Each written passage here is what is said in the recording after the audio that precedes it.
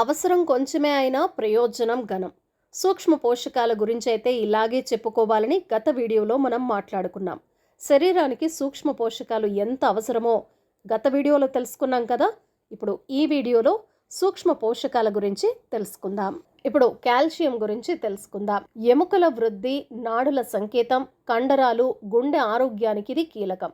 సహ ఎంజైమ్గా పలు జీవక్రియల్లో ఇది పాలుపంచుకుంటుంది.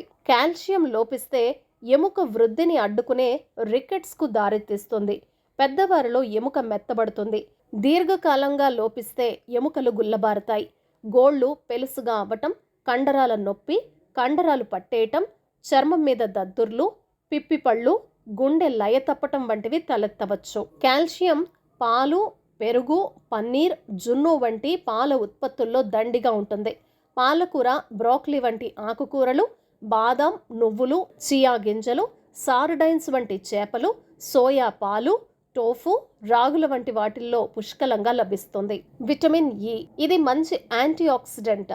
కణాల పొరలను కాపాడటం, ఎర్ర రక్త కణాల తయారీ, రక్తం గడ్డ కట్టకుండా చూడటం, మెదడు, నాడులు సక్రమంగా పనిచేయటం, రోగనిరోధక శక్తి నియంత్రణ, ఈస్ట్రోజన్, టెస్టోస్టిరాన్ ఉత్పత్తి వంటి పనులకు సహాయపడుతుంది. విటమిన్ ఇ లోపిస్తే కండరాల బలహీనత, సమన్వయం కోల్పోవటం, చూపు తగ్గటం, చేతులు పాదాల్లో తిమ్మిర్లు, సూదులు పొడిచినట్లు అనిపించటం, ఇన్ఫెక్షన్ల ముప్పు పెరగటం, ఎర్ర రక్త కణాలు త్వరగా విచ్ఛిన్నం కావటం, ప్లేట్లెట్లు, లింఫ్ కణాలు సరిగ్గా పనిచేయకపోవటం, సంతాన లేమికి ఇది దారితీస్తుంది. విటమిన్ ఇ బాదాం, ప్రొద్దుతిరుగుడు విత్తనాలు, సన్ఫ్లవర్ ఆయిల్, కుసుమ నూనె లాంటి వంట నూనెలు, పాలకూర, బ్రోకలీ వంటి ఆకుకూరల్లో పుష్కలంగా లభిస్తుంది.